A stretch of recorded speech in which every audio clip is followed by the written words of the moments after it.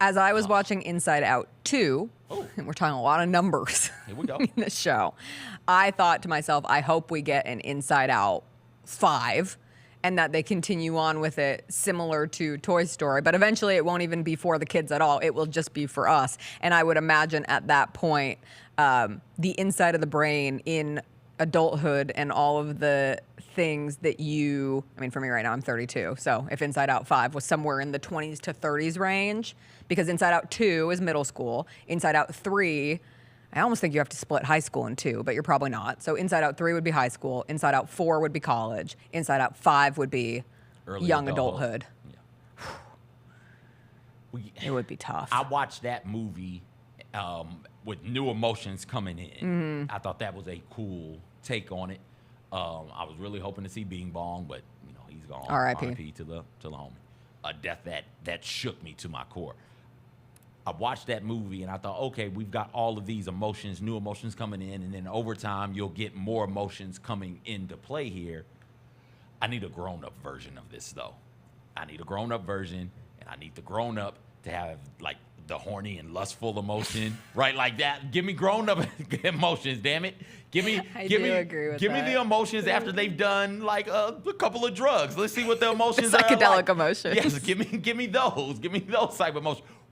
Why won't this button work on the board? Oh, that's because my man has drinking his I need the Sunday Scaries emotion. Oh, give me that. Let's go. Give me those types of emotions. emotions. The lack of direction.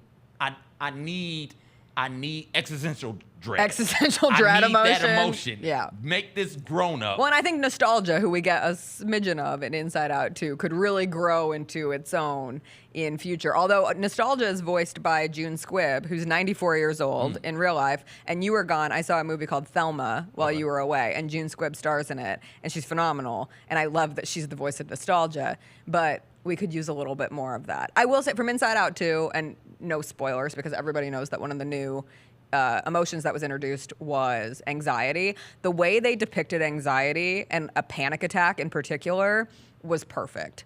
As somebody who has had to deal with figuring out how to survive through really, really gnarly panic attacks, and I didn't have them in middle school. I first started developing them when I was in college, but understanding that you feel like you're going to die. Like everything is so out of control and it feels as if there's nothing that can recenter you. And so I thought that was a really perfect way of, not everybody has panic attacks, not everybody suffers debilitating anxiety. Anxiety comes on levels, but that was a pretty good representation of people who deal with it heavily. Oh yeah, that was a real good way. I get minor parts of that. I think if I was raised differently where I would have been allowed to feel things, I would be not struggling, but I'd have more anxiety. Yeah. Right. But like for me, it was just like, hey, you're gonna do this, or else, or you're gonna catch these hands and then end up doing it. So that anxiety stuff kind of left me real quick, real early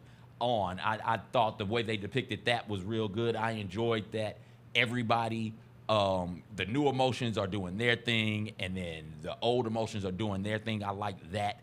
Instead of it just being joy and sadness, we got that story. We figured that out. Well, let's see how everybody else interacts with one another under pressure, under stress, under duress.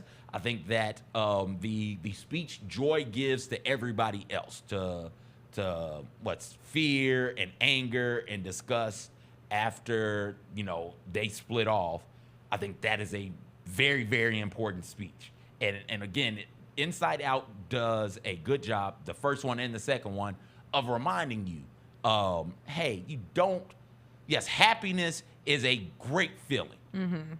You're not going to feel this all the time, and that's okay. You have to embrace all of these other emotions, and when you do that, then happiness can return and do its thing.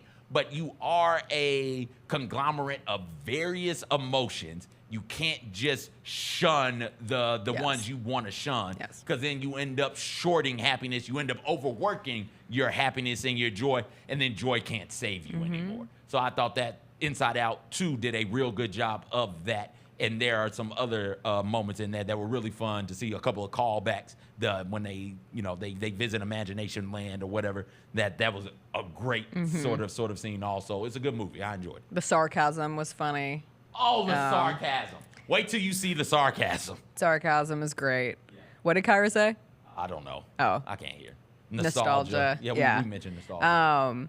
And yeah, no, I think you're right. I mean, as you grow up, you learn the complexities of emotion where you can be really happy and there can be sadness within that happiness. Or you can be really sad and still find ways to be happy. Or anxiety can lead to good things happening because it turns into adrenaline. Or anxiety can save you from certain situations too. Like everything comes together.